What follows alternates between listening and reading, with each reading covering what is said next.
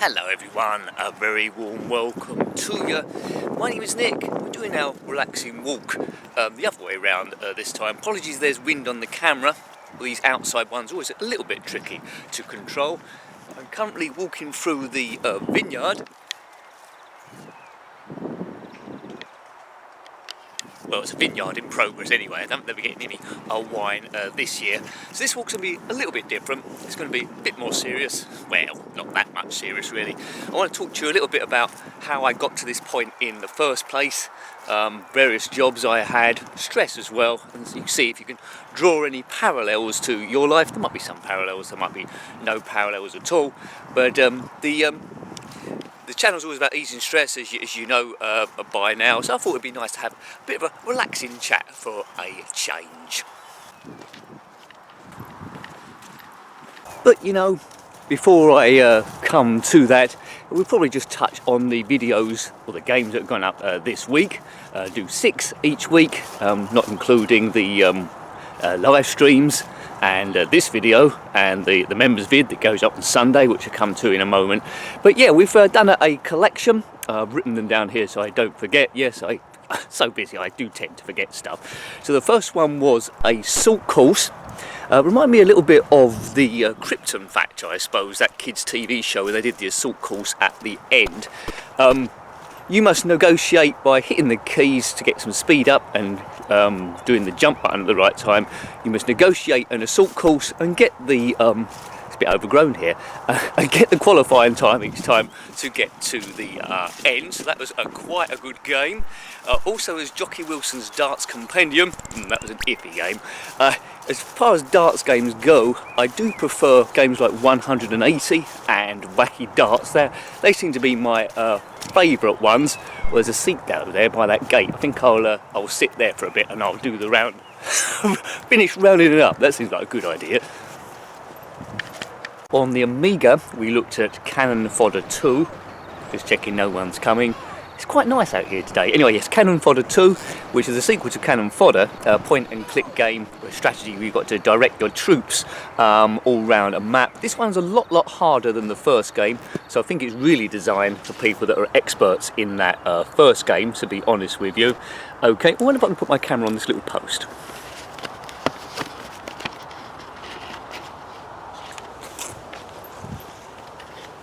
The answer to that is no. I'm a top film producer. Okay, yeah. Did I say this was going to be serious? I think I made a boo-boo. The other game we looked at was Mega Swiv on the Mega Drive. I only played a Swiv, the vertical shooter, on the Commodore Amiga, so it's good to see this one. Check that one out as well. On Wednesday, we looked at this on the live stream as well, Night Hero, where you control a chess piece and have to collect all the other chess pieces in the game.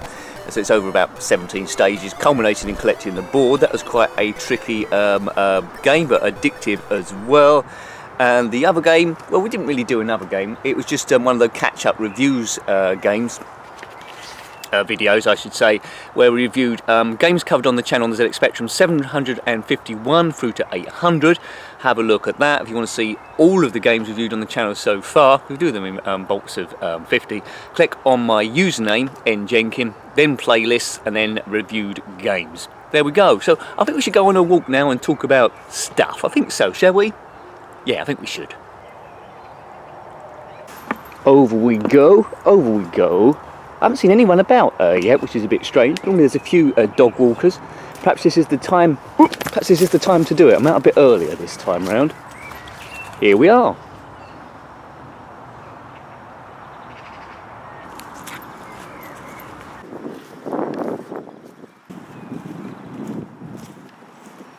The last 2 weeks, I don't know if you watched the live streams. The last 2 weeks has been a bit crazy because I might be panicking because of nothing. When I live stream, I always don't want to pick a time where there's not many people there. That happened a couple of times before. So I have to keep an eye on what's actually going, what's current events where other people might go to instead. And it's been the football this week, or last week as well. So normally the live streams of ZX Spectrum be on a Tuesday. Last week we went on Wednesday to avoid the England clash. And the next Tuesday it was England again. And then on Wednesday, which I moved it to last week, it was some important games in Group F, in Germany, Hungary, Portugal and France. So I moved it again, so then the live stream on Thursday. So always be hopefully at least one a week, but I just had to move it there just so more people get a chance to see it. Now I know a lot of people aren't really bothered about the football, but some people are, and I always want a community. So sorry about juggling that around and messing you around a bit this week, but hopefully it's just this time going. I'm not sure, I think next Tuesday might be another England game, so you might have to go for Wednesday again perhaps. So I'm going to talk a little bit about what I did when I left school, jobs and all that sort of stuff. I've never been at any place more than about a few years. I think stress gets to me, or I get a bit bored, or maybe I've been a bit flighty, or I come up with an entrepreneurial idea that doesn't quite work out. But as the older you get, the less risks you can presumably take. But anyway, YouTube is one of the most riskiest things ever. so maybe I've learned nothing. Oops, I've been interrupted again with my going through this jungle thing. You can tell not many people have been going through here recently because it's all overgrown again. We're going to get onto the motorway in a bit, which I won't film on there because it'd be too busy. We'll go over these two styles, and I probably continue this. If I can get over here, probably continue this in the woods. There's a map of where we are. Used to be a sign here saying something about the NHS, but that seems to have gone. Maybe we're coming out of lockdown and are in much better times. Who knows? Who knows where my rosemary grows? That's a song, isn't it? Who knows when my rosemary grows? A rose up her nose. Something, something.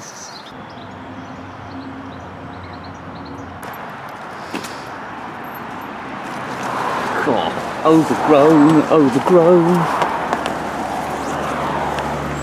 Into the woods we go. There is a red rubbish bag. You always knew there'd be a red rubbish bag. It'll be there to the day dot. Even when the earth explodes, that rubbish bag will still be there. Right, okay. It's like I've gone to Endor again. Let's move away a bit from the traffic. Oh, stung by a thorn. Excellent. Right, there's thorn bushes everywhere. Right. Now, when I left school, like a lot of people, I didn't really know what I wanted to do. All my friends were doing A levels. For some reason, I thought it'd be better to try and learn a profession. In the end, that wasn't a very good idea. But anyway, I thought that was at the time.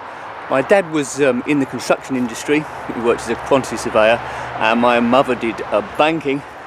So what I did, I went to Southend College and did a national diploma or a BTEC in construction management to try and learn that. I wasn't very good at it. 2 years passed and I scraped a pass in that. Still didn't know what I wanted to do, so I did a higher national certificate in the same thing. Again, another 2 years went past and I just managed to pass that as well. So you would think, wouldn't you, after 4 years of doing construction management courses, I should get a job in the construction industry and live happily ever after. But that wasn't the case. The construction industry at that point, it was the early 90s, maybe a bit later in the early 90s, was going through a recession. They weren't taking on apprenticeships or anything like that. And probably just as well, because I think I would have hated the construction industry. I can't imagine myself going around a construction site, all of my 8 and a bit stone, telling labourers what to do. I don't know. As it transpired, one of my friends did A-levels then, a degree, then went into architecture. Maybe that would have suited me, but I think again that would have bored me and I would have designed some quite elaborate rooms. So what happened is, because there's no jobs about, my mum works at banking, as I said, and I went to work at HSBC as in a department called data entry then. Computers weren't as advanced as they are now, and basically it was like updating dates of birth from letters, account details, that sort of thing, ordering replacement cars for people, essentially everything that coming through correspondence, and then someone would check all the information. It was quite dull. I know I think I went up to various different departments and I was always looking to try to escape. I was always having these sort of like crazy ideas to try and become rich, which were ridiculous in my early 20s, like gambling systems that had no chance of working. Tried my thing at writing books and poetry and sending them off and all those sorts of things. I was a lead singer in a band for a bit, although I wasn't particularly good, but that was okay because the band wasn't either. And you know when you're at that age where anything's possible but isn't really in the cold light of a day. So yes, so I was there. I left a few times and went back again, but within HSBC, or Midland Bank it was called then, I then found myself into customer services on the telephone, mainly dealing with credit cards, and that's why even today I'm very customer services orientated. The way I deal with people and trying to understand people. And I was there for a little bit. Wanted to leave. I got the feeling that banking wasn't for me, but it might just have been where I was. So I started applying for new jobs. I was never going to get promoted there, and then I got one in a private bank along Fleet Street in London. Now you would have thought that was the dream job really, working in London in the city with a bank job, but I was gradually getting sucked into an area because I hadn't any clue what I wanted to do. I was getting gradually sucked into an area I didn't want to go to. I would say I'm not the most, well, I'm sort of creative, but there's more creative people out there like Picasso and Frida Kahlo, but it was killing me because to work at a bank successfully you gradually lose a bit of your personality. There's all rules and regulations and stuff, and I lasted about a year and a half. The stress was really getting on top of me now, a little bit as it done at HSBC, but not as much as it did here. So imagine private banks, you're dealing with accounts, people worth millions of pounds, and I always put on an action plan for a few things I did wrong, only small things now looking back, but at the time it seemed massive, and I always put on an action plan. That's when you've done something wrong, it's to try to improve. I don't know if you had anything similar from jobs you've had, but quite often they do quite clumsily, and you have a meeting but once a month or whenever it's decided about how you're doing on your action plan. Well, in the middle of that action plan I thought, look, if I'm on this action plan, things aren't going very well. At the same time, I had an eBay business which was taken off in quite a way, and I thought, yeah, I'll do that. It was earning quite a bit less than I was earning at the bank, but I could sort of like live off it at the time. So I left that. I had a few wholesalers that I had done deals with, and I went on eBay, and it was selling like giftware, things like fairies, garden equipment, gnomes, Egyptian figures, skulls, crossbones, novelty money boxes, that sort of thing really. Pirate ships, not full-size pirate ships. I was making a bit of a living on that. At the beginning of eBay there wasn't too much competition and I could make a little bit of money with a small profit from my wholesalers, but what happened is as eBay got more and more successful, more and more sort of like non-business people, I would say, got into the market, and they were selling stuff at cost value or even at a loss to get rid of stock, and because there was hundreds of them, I can't compete as a business with people that are essentially giving it away. And also as well, the post office changed the way that they charge for postage. Instead of size, instead of just weight, it went on size as well, and then my business became not viable. Although I did it for 6 or 7 years, I can see then, right, I'm going to start losing money. So now I had to try and look, now Nick, you need to get another job because you're getting into big trouble. I essentially had a whole CV which said I could only do like bank work. I had the HSBC there and the private bank as well. There were banks local to me. HSBC had since closed down and they hadn't closed down, they'd relocated somewhere else. I couldn't do that. But there was a Lloyd's Bank also in Southend, so I went there, applied there for credit cards, and luckily got the job. I was quite calm there, I was quite good at my job. There was overtime there, which I did quite regularly, and I would have been there probably till I retired, and probably would have never done YouTube ever at all in the way I'm doing it now. But then what happened is about 3.5 years in, or about 4 years in, just like HSBC had done up the road, we was told that Lloyd's were, I think, relocating to Cardiff, and we was all going to be made unemployed. Oh dear. Now, I don't know if you've been made redundant before in the past, but it's a scary sort of like thing. You're quite comfortable where you are, because I'd been there over 2 years, I did get some redundancy money, although it wasn't a huge amount. And then I jumped ship there to another company, which I won't name because it's a little bit dodgy there, but they was dealing with pensions. I think they started off legit first of all. They based their business on people going to a website who was about to retire. They're asking for a quote, and what the company would do is they liaised with a major pensions company to try and get them the best deal. So they was the middleman. They filtered out all the rubbish, but as the data got thinner and thinner, it got less and less viable. The business have other areas as well, doing sales, you know, the cold calling as well, which I weren't part of. I was there for about 2 years, and then I thought, right, this is going as well. So it wasn't ideal because you want to stay at the same place for ages and ages, ideally. And then I jumped to RBS or NatWest Bank. I'm doing all the banks, I'm doing the rounds, aren't I? The role at that bank was slightly different to what I'd done before. Before it was all customer services, with the credit cards, people would phone up, didn't recognise something on their statement, or wouldn't know a balance, or wouldn't know why they've been charged interest that month. So there's a lot of things, they've lost their card, and that sort of area. I wanted to just change basic information. This new bank, I was now in a role of debt management, which I always thought was quite interesting.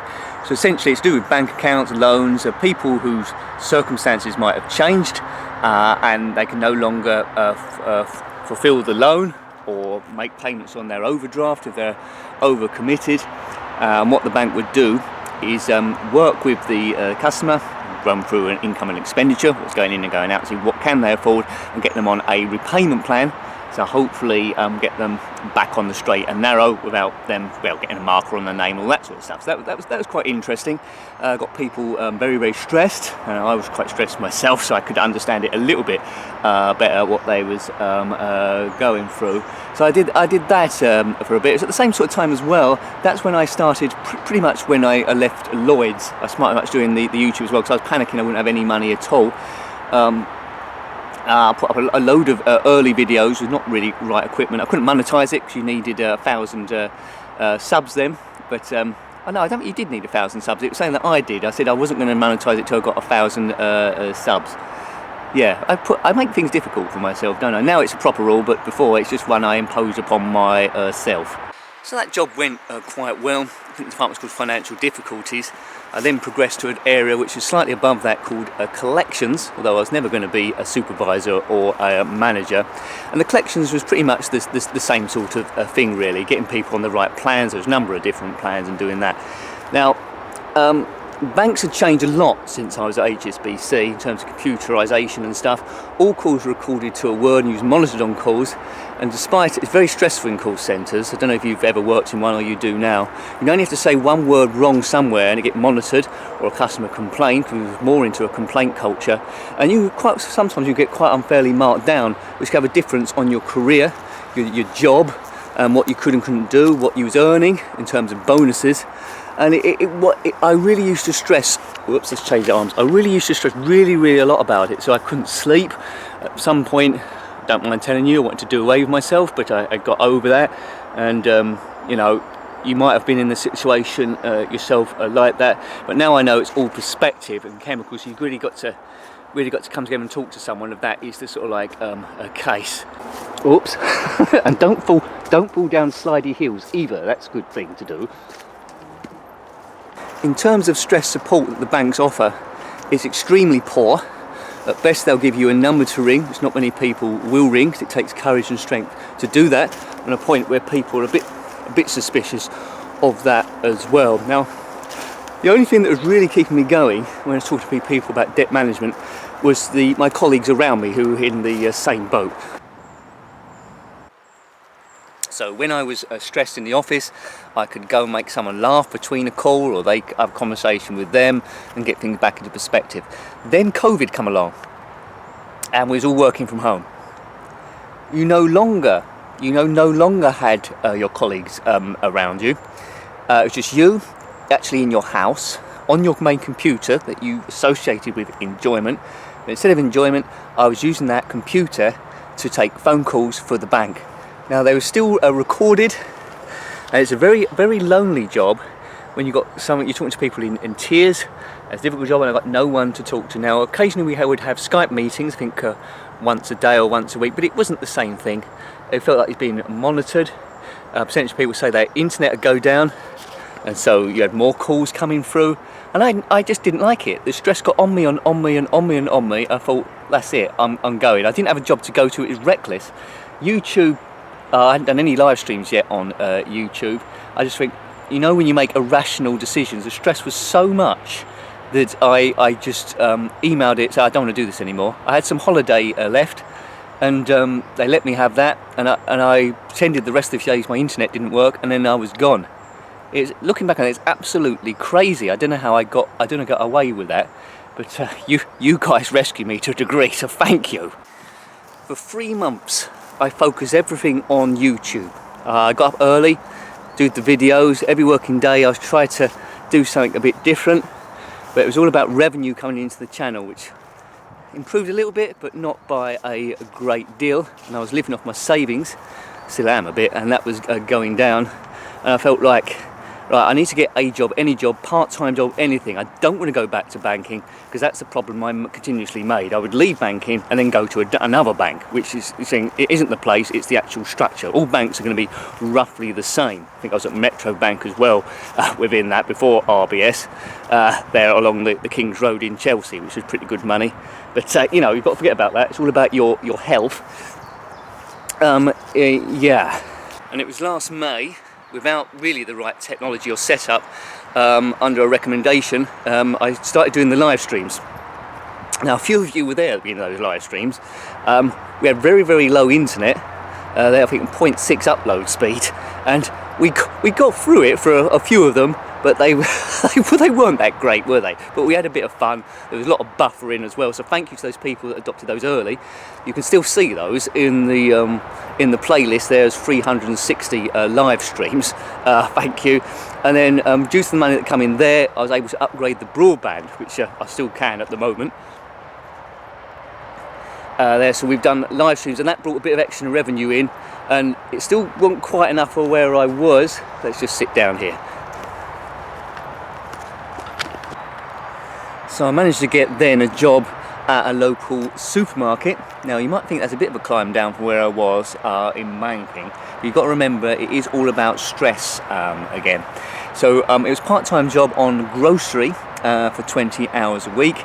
Now I quite enjoyed that in an odd way, because I was working, there was stuff I could do, and I've been there almost a year now, and I was like learning the job, and there's more to it than meets the eye. It isn't just stacking shelves. I had a job where I check all the dates on the items as well and have to reduce them, and there's quite a lot of stuff that can go wrong.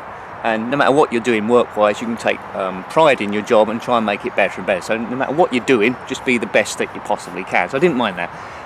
20 hours is still not enough, so I still struggle. Thank you for the membership money that's coming in on the channel as well. It's been very, very generous, and I'm just about keeping it balanced. What I don't want to do, although some nice hours would be nice, is take more hours, and so I can't run the channel as heavily as I want to, because this is the primary aim, although it did come as a fluke because of the redundancy at Lloyd's. But everything happens for a reason. I've had a lot of jobs. It's only because stress has got me each time. It took me a while to work out it's banking, Nicky. Don't do banking. Well, banking's okay. It's call centres. It gradually got worse as computers got more sophisticated, and everyone's really just trying to cover their ass for customer complaints, really. Trying to find a reason why the customer's complaining, what's gone wrong, what could have gone wrong. And I just couldn't take it. I'm not really a person that can defend myself so well when other people around me could do, so it all falls on me. There's still a bit of that really in my supermarket job, but I'm learning bit by bit really to make notes and cover yourself what you're doing. But it's retail, although it's got its problems, isn't half as stressful as banking.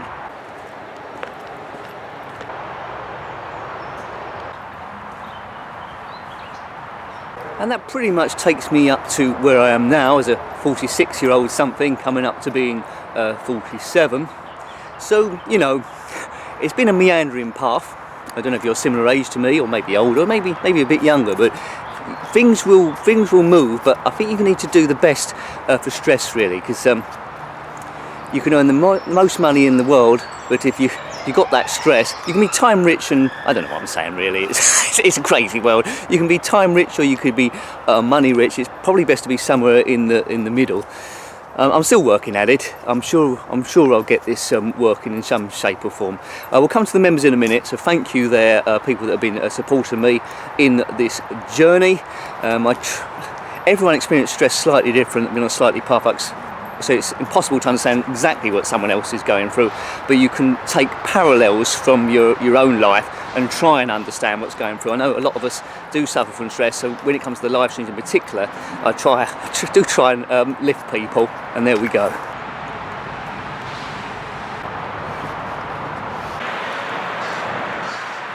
I do feel a lot healthier since I left banking. Been about just over a year now since I left banking and done retail. I've just got so many people to talk to. I go out the back in the middle of my job, I can say anything to anyone. Try and make them laugh, and they make me laugh, and that's where we go. Really, it's the camaraderie that keeps most jobs going. When I was in the back room doing banking, that camaraderie had gone. Yeah, it's less pressure sensitive as well. So yes, a huge thank you to all members on the channel, people subscribed as well, but particularly big thank you to the members. No matter what tier you're on, that's helping this thing continue. I did waffle on a bit today rather than the usual jokey video, but you know, tells you a little bit more about me. Some of you might know odd bits and pieces there. Sometimes I give away a bit too much, but thank you to all the members. Hopefully it helped you. Okay, so everyone on the second tier and above will get a shout out. If you want me to shout out anything you're working on, you second tier and above people, then let me know. A few people around today, so this might be in a few sections. Let's find out. Right, big thank you to Rzone1255, thank you. Alf Fairweather, thanks for all your help, sir.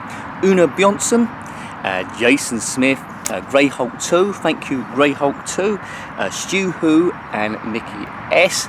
I feel like I'm trying to escape the predator here or something. Right, okay. Claire Johnson, What Ho Snorkers, thank you everyone.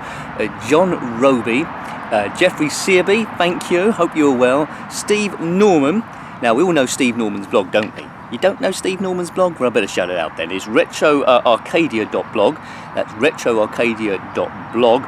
This week, it's a blog about retro games. He looks at something different each week.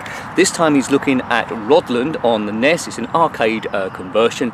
Really good game, cutesy graphics. He goes into a bit more detail as well. And looks at a few other things from about that era. I think there's some... I'll tell you something about Steve. So he always has some great screenshots and magazine pictures as well. It really makes the whole thing come to life. So check out that, his latest one on Rodland on the NES, or NES, on any of his other blogs as well. So keep going, Steve. You do wonderful work there. Impressive stuff, sir. Big thank you to also Phil Hill, Rossi Bossy. A big thank you to Lemmy Barnett and Steve Hugh. Thank you guys. Chono Baggy, Jason Holmes, Andrew Gibson, and, well, big hello to Justin Perks. Hello there. Hello, Justin. Thank you very much. I appreciate it. A massive thank you as well to the 6 of you that have opted to be on the upper tier on the channel. Unbelievable. Thank you very much. So we've got Colin Hode. Oh, I will just mention, I've made a bit of a boo-boo here. Rossi Bossy, big hello to Holling Code. Anyway, Rossi Bossy, I've got to mention his site. Good, what's going on there? I did a bit of a boo-boo. What happened there? I went from Phil Hill to Chonabag. Yeah, Rossi Bossy, he's super important. Check out his work on Super 3D Pixel Grand Prix. It's in its second alpha. And the game's going from strength to strength. On a recent live stream, I look at Nifty Lifty 2. That's on his site as well.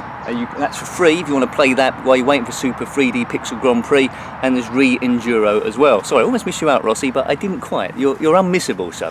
Yes, but upper tier and above. Colin Hode, thank you. And Martin at Rymel, thank you for all your help, Martin. I know sometimes you look at the streams the next day. I'm sorry that... well, you've probably been okay. They've been a bit all around the place due to the football this week. Big thank you to Richard Mitten, Tom, Graham Bebke. Hope everything is okay, Graham. Oh, my arm's going a bit funny now, but almost at the end. A massive thank you to Jules. Now check out Jules's site. Oh dear, Walter's got on the thing. I have to do it by memory. So if I say this wrong, the link will be okay. So it's myoldtoybox.weebly.com. I think /lego/html. So myoldtoybox.weebly.com/lego.html. And as it suggests, Julie's recently updated this page, or created this page, involving 70s and 80s Lego sets, catalogues there, including ones that she once owned. Right, let's get out of the undergrowth. Almost lost my hat there. So yeah, so have a look at Jules' site, myoldtoybox.weebly.com. Have a look at retroarcadia.blog and look at Ross's site as well. So yes, thank you for coming on my relaxing walk this time round. A bit low on the special effects this time because we went a little bit serious, didn't we? Apart from my hat snagging and a few other bits and pieces. But there'll be a couple of ZX Spectrum games on the channel on a Saturday. Members will know what they are already, and a couple of games on the Sunday as well. So thank you once again. I really do mean it. I'm on a bit of a winding path, but a lot of us have done. Hopefully I told you a bit more about me this time round. Until next time, take great care of yourself, and a very fond, in the middle of nowhere, well, sort of nowhere, a very fond goodbye. Goodbye. Goodbye, E. And Jenkin.